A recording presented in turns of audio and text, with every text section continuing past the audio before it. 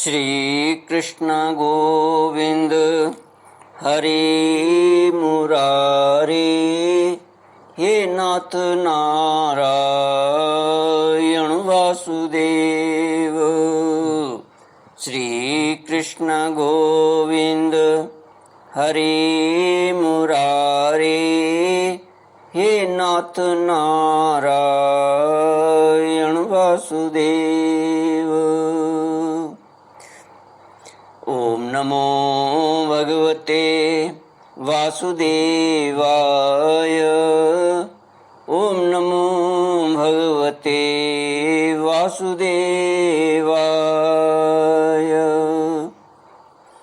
कृष्णाय वासुदेवाय हरये परमात्मने प्रणतक्लेशनाशाय गोविन्दाय नमो नमः।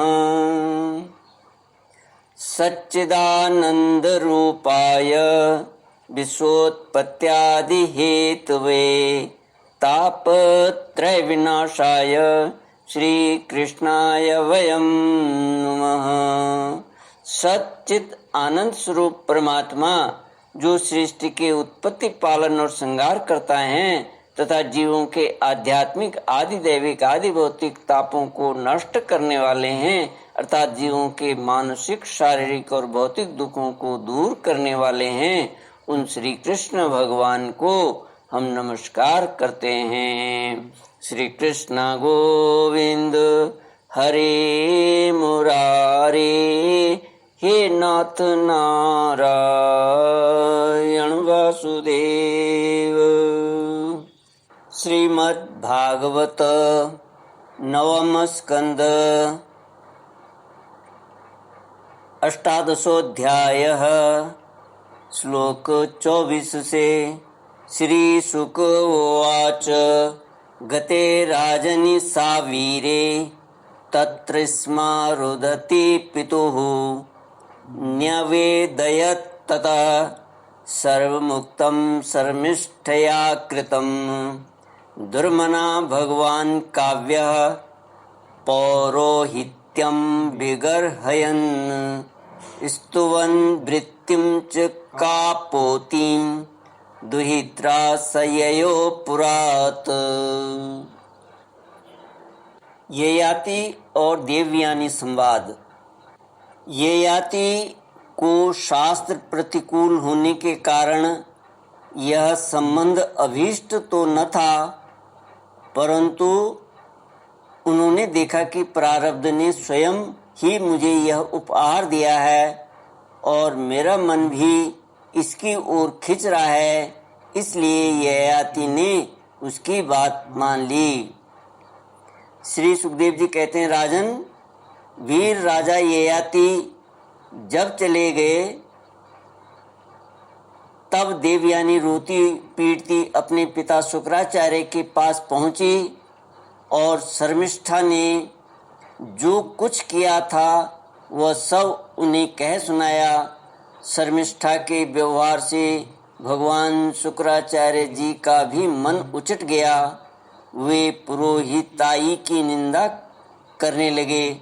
उन्होंने सोचा कि इसकी अपेक्षा तो खेत या बाजार में से कबूतर की तरह कुछ बीन कर खा लेना अच्छा है। अतः अपनी कन्या देवयानी को साथ लेकर वे नगर से निकल पड़े। जब वृषप्रभा को यह मालूम हुआ तो उनके मन में यह शंका हुई कि गुरुजी कहीं शत्रुओं की जीत न करा दें अथवा मुझे शाप न दे दें। अतएव वे उनको प्रसन्न करने के लिए पीछे पीछे गए और रास्ते में उनके चरणों पर सिर के बल गिर गए। भगवान शुक्राचार्य जी का क्रोध तो आधी ही क्षण का था। उन्होंने वृषप्रभा से कहा, राजन, मैं अपनी पुत्री देवयानी को नहीं छोड़ सकता, इसलिए इसकी जो इच्छा हो तुम पूरी कर दो, फिर मुझे लौट चलने में कोई आपत्ति न होगी। जब वृषप्रभा ने ठीक है कहकर उनकी आज्ञा स्वीकार कर ली, तब देवयानी ने अपने मन की बात कही। उसने कहा, पिताजी, मुझे जिस किसी को दे दें, मैं जहाँ कहीं जाऊँ, शर्मिष्ठा अपनी सहेलियों के साथ मेरी सेवा के लिए वहीं चले। शर्मिष्ठा ने अपने परिवार वालों का संकट और उनके कार्य का गौरव देखकर देवयानी की बात स्वीकार कर ली। वह अपनी 1000 सहेलियों के साथ दासी के समान उसकी सेवा करने लगी। श्री कृष्ण गोविंद हरे मुरारे, हे नाथ नारायण वासुदेव। शुक्राचार्य जी ने देवयानी का विवाह राजा ययाति के साथ कर दिया और शर्मिष्ठा को दासी के रूप में देकर उनसे कह दिया, राजन, इसको अपनी सेज पर कभी न आने देना। परीक्षित, कुछ ही दिनों बाद देवयानी पुत्रवती हो गई। उसको पुत्रवती देखकर एक दिन शर्मिष्ठा ने भी अपने ऋतु काल में देवयानी को पति ययाति से एकांत में सहवास की याचना की। शर्मिष्ठा की पुत्र के लिए प्रार्थना धर्म संगत है। यह देखकर धर्मज्ञ राजा ययाति ने शुक्राचार्य की बात याद रहने पर भी यही निश्चय किया कि समय पर प्रारब्ध के अनुसार जो होना होगा हो जाएगा।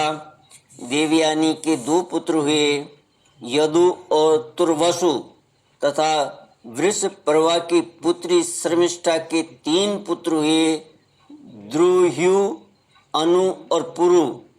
जब मानिनी देवयानी को यह मालूम हुआ कि शर्मिष्ठा को भी मेरे पति के द्वारा ही गर्भ रहा है, तब वह क्रोध से बेसुध होकर अपने पिता के घर चली गई। कामी ययाति ने मीठी मीठी बातें, अनुनय, विनय और चरण दबाने आदि के द्वारा देवयानी को मनाने की चेष्टा की। उसके पीछे पीछे वहां तक भी गए, परंतु मना न सके। शुक्राचार्य जी ने भी क्रोध में भरकर ययाति से कहा, तू अत्यंत स्त्री लंपट, मंद बुद्धि और झूठा है। जा, तेरे शरीर में यह बुढ़ापा आ जाए, वह बुढ़ापा आ जाए जो मनुष्यों को कुरूप कर देता है। ययाति ने कहा, ब्राह्मण, आपकी पुत्री के साथ विषय भोग करते करते अभी मेरी तृप्ति नहीं हुई है। इस शाप से तो आपकी पुत्री का भी अनिष्ट ही है। इस पर शुक्राचार्य जी ने कहा, अच्छा जाओ, जो प्रसन्नता से तुम्हें अपनी जवानी दे दे उससे अपना बुढ़ापा बदल लो।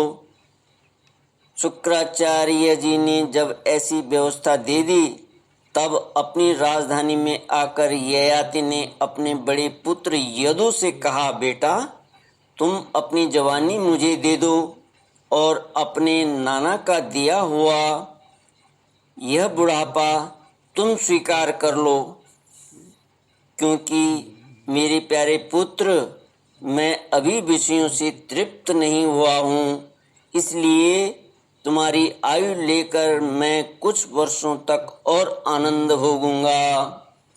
यदु ने कहा, पिताजी, बिना समय के ही प्राप्त हुआ आपका बुढ़ापा लेकर तो मैं जीना भी नहीं चाहता, क्योंकि कोई भी मनुष्य जब तक विषय सुख का अनुभव नहीं कर लेता तब तक उसे उससे वैराग्य नहीं होता।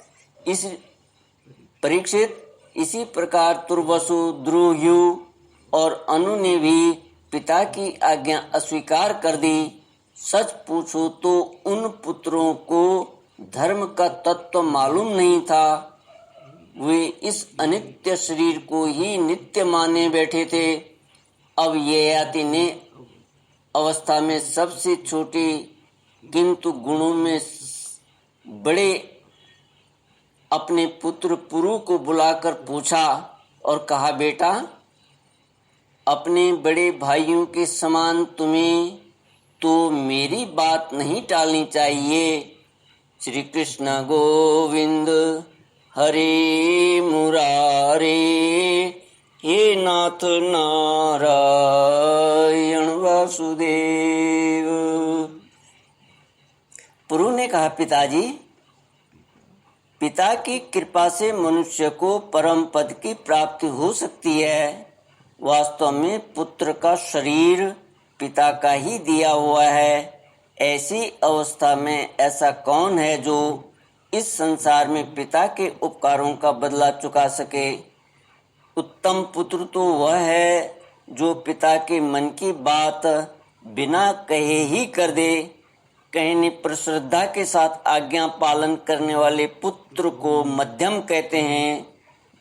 जो आज्ञा प्राप्त होने पर भी अश्रद्धा से उसका पालन करे वह अधम पुत्र है, और जो किसी प्रकार भी पिता की आज्ञा का पालन नहीं करता उसको तो पुत्र कहना ही भूल है।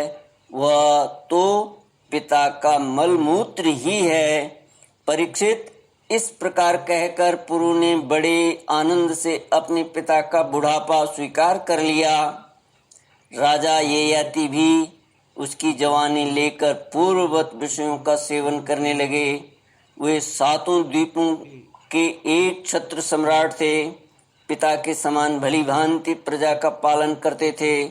उनकी इंद्रियों में पूरी शक्ति थी और वे यथा अवसर यथा प्राप्त विषयों का यथेष्ट उपभोग करते थे। देवयानी उसकी प्रियतमा पत्नी थी। वह अपने प्रियतम ययाति को अपने मन, वाणी, शरीर और वस्तुओं के द्वारा दिन दिन और भी प्रसन्न करने लगी और एकांत में सुख देने लगी। राजा ययाति ने समस्त वेदों के प्रतिपाद्य सर्वदेव स्वरूप यज्ञ पुरुष भगवान श्री हरि का बहुत से बड़ी बड़ी दक्षिणा वाले यज्ञों से यजन किया। जैसे आकाश में दल के दल बादल दिखते हैं और कभी नहीं भी दिखते, वैसे ही परमात्मा के स्वरूप में यह जगत स्वप्न, माया और मनोराज्य के समान कल्पित है। यह कभी अनेक नाम और रूपों के रूप में प्रतीत होता है और कभी नहीं भी। वे परमात्मा सबके हृदय में विराजमान है। उनका स्वरूप सूक्ष्म से भी सूक्ष्म है। उन्हीं सर्वशक्तिमान सर्वव्यापी भगवान श्री नारायण को अपने हृदय में स्थापित करके राजा ययाति ने निष्काम भाव से उनका यजन किया। इस प्रकार 1000 वर्ष तक उन्होंने अपनी उच्छृंखल इंद्रियों के साथ मन को जोड़कर उसके प्रिय विषयों को भोगा, परंतु इतने पर भी चक्रवर्ती सम्राट ययाति की भोगों से तृप्ति न हो सकी। श्री कृष्ण गोविंद हरे मुरारे, हे नाथ नारायण वासुदेव। इति श्रीमद्भागवते महापुराणे पारमहंस्यां संहितायां नवमस्कन्धे अष्टादशोऽध्यायः। ॐ पूर्णमद पूर्णमिदं पूर्णात् पूर्णमुदच्यते पूर्णस्य पूर्णमादाय पूर्णमेवावशिष्यते। ॐ शान्ति शान्ति शान्तिः। हरि ओम श्री गुरुभ्यो नमः। हरि ओम।